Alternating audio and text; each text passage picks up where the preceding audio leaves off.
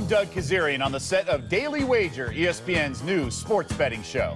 I'm laying the 2 with the Warriors in the first quarter tonight, Doug. From the numbers to the narrative, we'll give an analytical and entertaining approach to the world of sports betting. That's an important lesson. Not betting with your heart here. No. You're playing the value. Plus, the latest lineup and injury news, Breaking news surrounding Kyrie Irving, and how the trends inside the lines affect the odds. To me, there's nothing better than a rivalry game in an empty gymnasium. Daily Wager debuts today, 6 Eastern on ESPN News. That is going to be really good. We are delighted to have you waking up and starting your week with us here with Greeny and Mike Woodson. Bart Scott is here. Dan Graziano with the very latest NFL news as we come to you, as always, live from the Seaport District at Pier 17, brought to you by Chase. And here's the menu for our second hour today. We're getting up with the Warriors. They stunk yesterday, but that may be the least of their problems. Did you see what Steve Kerr said about Draymond? This could get very interesting. It's all a minute away. Plus, of course, Antonio Brown. How did he do it? What does it mean? Huge winners. And Bart Scott has a loser in this scenario that is in Pittsburgh. Wait till you hear who it is. Plus, will he or won't he? It's now or never for Zion. Our coach tells you what it means for him and for Duke as we get up with you starting right now. And it starts in Oakland yesterday. Kevin Durant and the Warriors taking on the lowly Suns. Warriors took care of business Friday night against Denver. You figure, they're going to walk through this one. Maybe they'd sleepwalk through it. Early first quarter, Warriors up 7. All right, now look, Klay Thompson is playing hard. Look at him here on the defensive end. We'll keep the shadow on him because he's going to run the floor and then watch off the feed. Klay Thompson rewarded for making the run, and that is his first ever career reverse dunk. They keep track of that. For Klay, a reverse, but the Warriors would lead by just 1 at halftime. Fourth quarter now, Suns down 5, not giving up. DeMarcus Cousins coming over playing good help defense, but the ball's going to wind up in the hands of Mikal Bridges, and he's going to find the bottom of the net. Phoenix within a deuce. Later, Suns down 1. Booker inside for DeAndre Ayton. Suns up 1. Now, scary moment for the Warriors because more significant than anything else is that they are healthy, and in this moment they weren't. Kevin Durant going to come down on the foot of DeAndre Ayton. Watch it again here. You'll see him just come down, appear to roll the ankle a little bit. I'll tell you right now, the news is generally good. It's an ankle contusion, didn't even need an MRI. He was done for the game, but it didn't appear he's going to miss any other time. Now, under 5 minutes to go, Suns up 1. Booker the 4. He would score 37. Later, same score. Ayton again. Booker again. Booker throwing it down. The Suns are up 8 points. About 2 minutes to go. Warriors still down 8. Trying to come back. It's Curry. It's Thompson. Thompson was really good. Warriors cut it to 6. But with under 30 seconds to go, they were within 3. And this is a shot Steph Curry makes in his sleep. He's going to give it up. He's going to get it back. And he's going to miss the 3. He was 4 of 15 from 3. And the Suns, unimaginably, win at Oracle. 115-111. Steve Kerr. What? They came in and kicked our butts. So good moment for them. Good game for them. I'm happy for them. I know the frustration they've felt all year, and it was the right outcome. They beat the crap out of us. I mean, that's the first time I lost that team in 19 games. So it's ugly, but and I expect our crowd to be a little more into it too. Like, I know it's not the playoffs, but it is our last go around at Oracle. At least you can stand up if someone make a good play, especially in the beginning. We need that energy, especially this time of the year. It's hard to conjure up energy every single night because you're looking forward to the playoffs and that run. Let me very quickly bring this out to the table here. Mike Woodson is with us analyzing basketball. If we can pull back really quickly, I don't mean to direct the show while I'm doing it, but Bart Scott, you were shaking your head vociferously while Klay Thompson was berating the crowd. What was that about? Man, I paid $18 for this hot dog. You stand up. I don't care about what you're talking about. Man, you crazy? Okay, that's fair. Don't bring no energy. Like, I could live without Klay blaming the crowd. If the players are having a tough time getting energized on a Sunday against Phoenix in March, it's easy to understand why the players would be. It's not about the fans. But, Mike, I want to ask you the most important question of all. Because Golden State, we've seen the ups and the downs. But we all understand at the end of the day, it's all about them trying to win their 3rd straight championship. If I gave you right now the Warriors or the field to win it this year, who would you take? Golden State Warriors. You would take the Warriors? Absolutely. Will they be significantly challenged in the playoffs? I think so. I think Denver, Houston are the 2 big teams, I think, that would challenge them. Out of the East, you got Toronto, Milwaukee, and Boston. Those 3 teams. So, I picked them because they're groomed. They've won 2 in a row. They know what it's like to win it. The other teams are chasing it. That's my team in the playoffs. It does feel as though there's an element of last dance to this for them as well, which I've seen firsthand galvanize a team as the Bulls did it once upon a time. All right, let's get now to Get Up and Go, because this is a million things I want to catch you up on quickly. And it starts in this game, something that gained a lot of steam on Twitter last night. Just watch Steve Kerr's face and read his lips if you are able to do so. It's not that hard to do. Just watch Steve right here. He seems to be saying, I'm so bleeping tired of Draymond's bleep. You should know that Kerr was asked about it after the game. He didn't have any comment. He'll address the media again this afternoon. Maybe he'll address it there. We'll show it to you one more time quickly.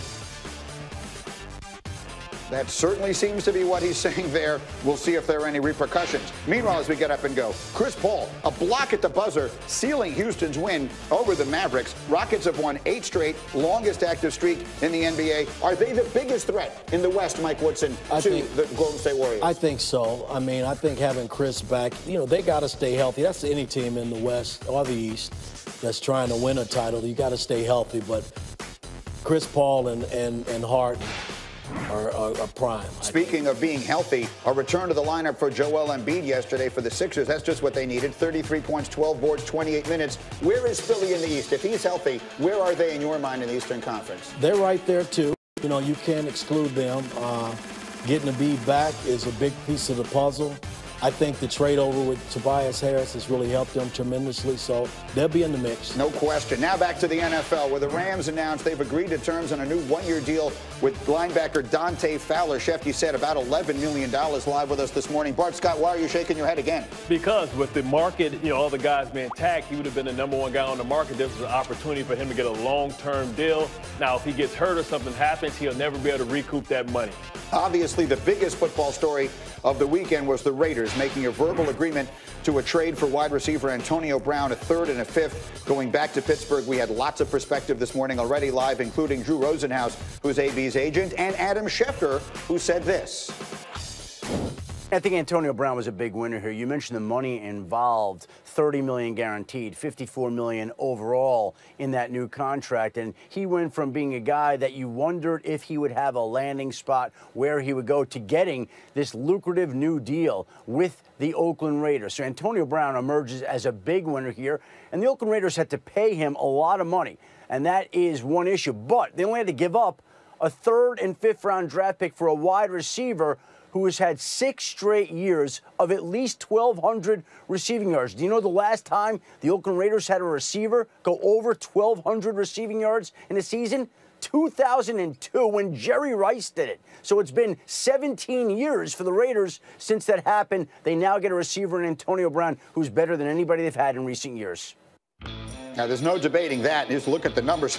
That's a lot of ones on your screen. Since he came into the league, he's 1st in catches, 1st in yards, 1st in first downs. Only Gronk has caught more touchdowns during that period of time. So there's no questioning the productivity. There are some who are questioning the method that he used to get there. Again, we had Drew Rosenhaus earlier this morning. Now I want to bring in Louis Riddick, because, Louis, you speak not only as a former player, but also a former front office executive. So from that perspective, I want your perspective on how Antonio Brown went about essentially forcing his way out of Pittsburgh, getting the new team and getting the new deal.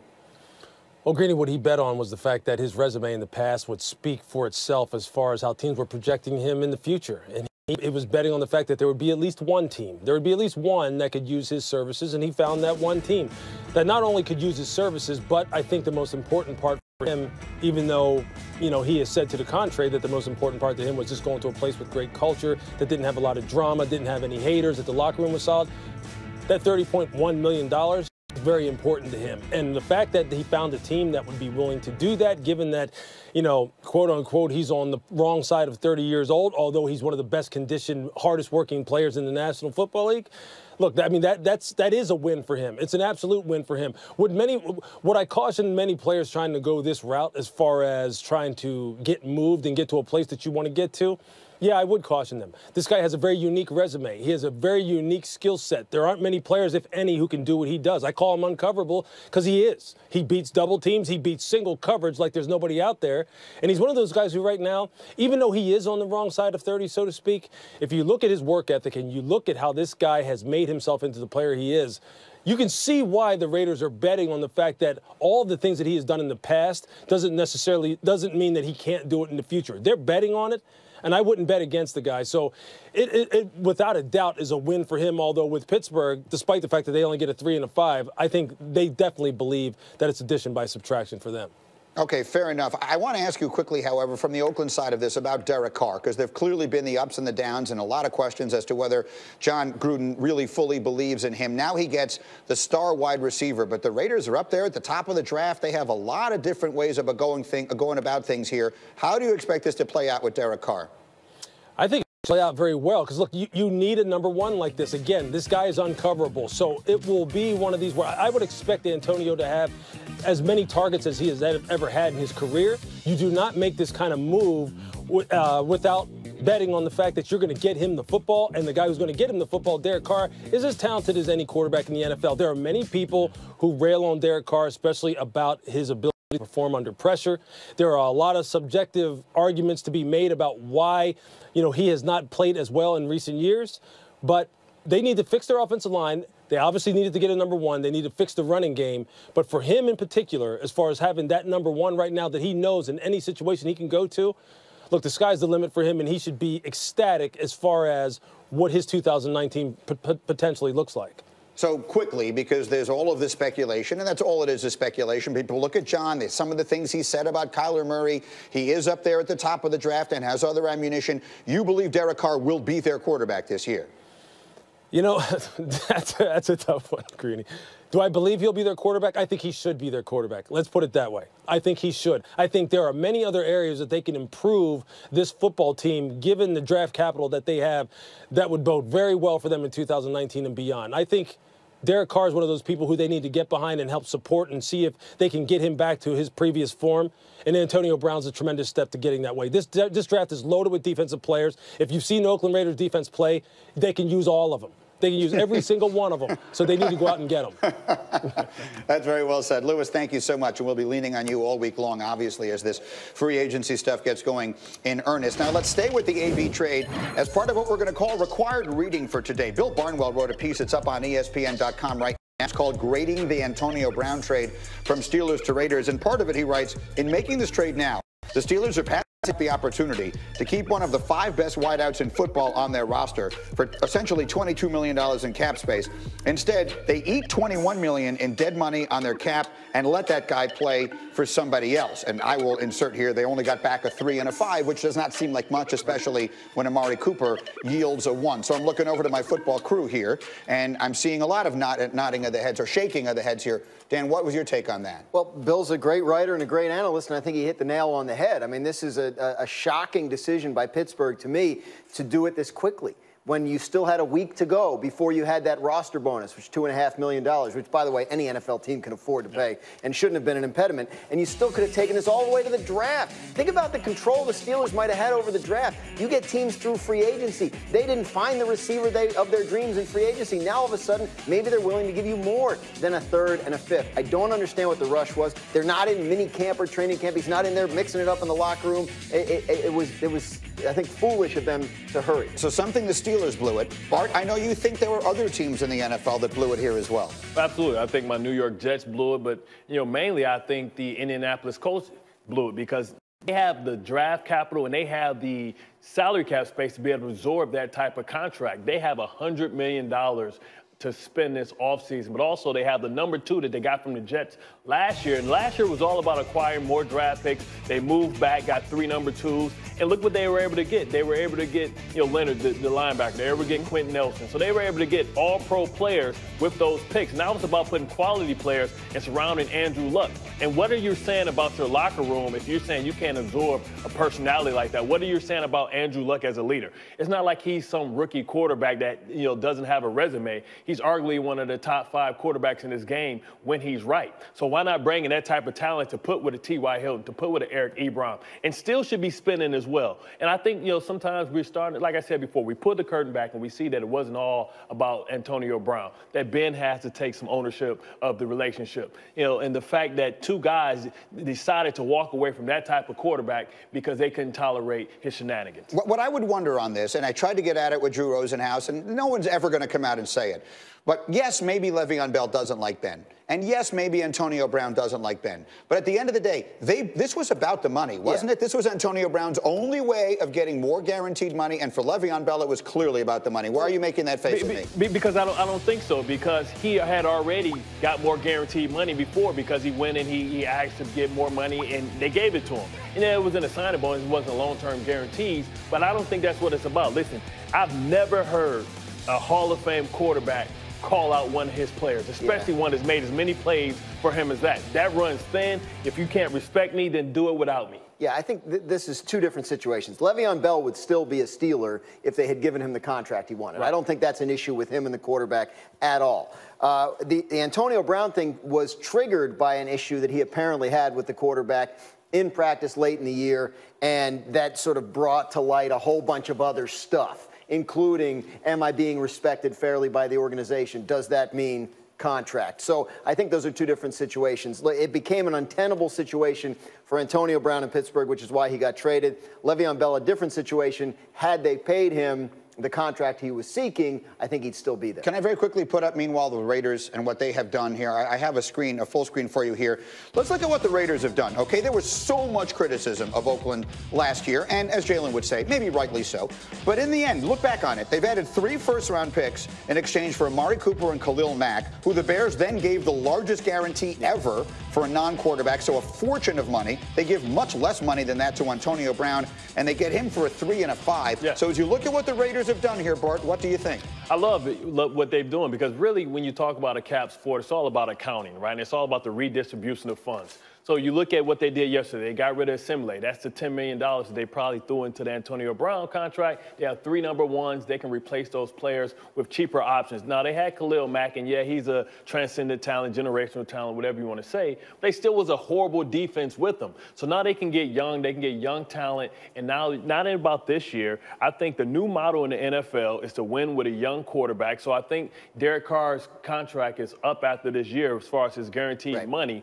So they can go out and they can get a tour, because they have 2 number 2s next year. So they can get the cheap quarterback that they need, take that, to Las Vegas, and be able to win the way that the new NFL wins, with guys on rookie deals, so they can go out and spend. Final thought. Yeah, the Amari Cooper deal and the Antonio Brown deal, clear wins for the Raiders, no question about it. Mack, they only had 13 sacks as a team last year, so losing him cost them dearly in terms of on-field performance. We'll see what they do with the picks they got back for him. They have to rebuild that defense. As Lewis said, they can use every single pick they have on the defensive side of the ball. Nobody would give them a hard time. But who did they stop with Khalil Mack? Yeah. So it's great. He was going a lot of plays, but they didn't stop him. But whoever you get with those picks is going to have to work pretty hard to be as good as Khalil Mack already. No question. But they weren't winning the Super Bowl with Khalil Mack this year, no matter what would have happened. No. All right, guys, stay with me a minute here. We'll get much more football as we go. But I haven't gotten a Duke all morning long, and we know they have not been the same since they lost Zion Williamson. They've trailed for 57% of game time since he went down.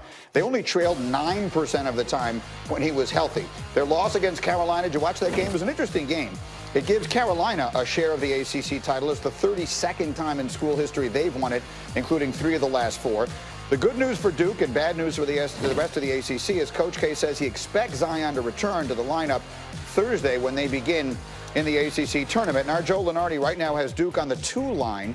He has Virginia, Gonzaga, Kentucky, and Carolina on his 1 line entering the conference tournaments. Of course, Carolina swept the season series from Duke, but Zion basically didn't play in either one of those games. So let's bring in College Game Day's Seth Greenberg. And Seth, you were there Saturday night. And it was a very interesting game in a lot of different ways. What do you expect as far as Zion is concerned the rest of the way? Well, I think it's going to be a process. When he comes back, he's going to be on a pitch count. You don't go from 0 to 100, right, overnight. Look, it's been 3 weeks, and I think their first game probably will be against Syracuse, a team that plays a slower pace. But when you look at Zion Williamson, immediately what he's going to change, Greeny, he's going to change their energy. He's going to change their enthusiasm. He's an energy giver. They're going to play harder. They're going to improve their defensively. Because, look, they're plus 12 points on the floor, points off turnovers with Zion on the floor. So he's going to change those things. But there's going to be an adjustment period. That's just the way it is. It's going to be an adjustment period for Zion and the team. For Zion, it's real simple. Practice is one thing, and he's been practicing. But my college coach used to tell us this story. There was this guy, he has one line and one line only in a play. It's, "Hark, is that a cannon I hear?" And you know what? He practices in front of the mirror. "Hark, is that a cannon I hear?" He practices in a dress rehearsal. "Hark, is that a cannon I hear?" You know what? Then comes time for the show, the cannon goes off, and you know what happens? He goes, "Bleh." You know why? Because when the lights go on, Greeny, when the lights go on, all of a sudden things change. Practice is one thing. The intensity of the ACC tournament's a different thing. And you know what? Zion, you can't go from 0 to 100. It'll be on a pitch count. And I think they will ease him into the rotation. With a healthy Zion, very quickly, Seth, with a healthy Zion, are they a 1 seed? No, they're not a 1 seed because unless they win the ACC tournament, with a healthy Zion, if they win the ACC tournament, they move to a 1 line. If they don't win the ACC tournament, they got to stay on the 2 line. It'd be interesting to see because I think everyone looks at it and says, had he been healthy all the way through, things might have been different. We'll see how the committee decides to do that. Seth, well done. And I've heard that joke, but usually it has 1 line in it you can't say on TV. All right, back in a moment here with much more on Antonio Brown. We have a Hall of Fame wide receiver in to comment on it. Michael Irvin will be live with us on how he thinks AB handled the whole situation. And things have gone from bad to worse for the Lakers. Should they just now shut down LeBron for good? Stephen A. joins us with his perspective in this hour. Get Up on ESPN.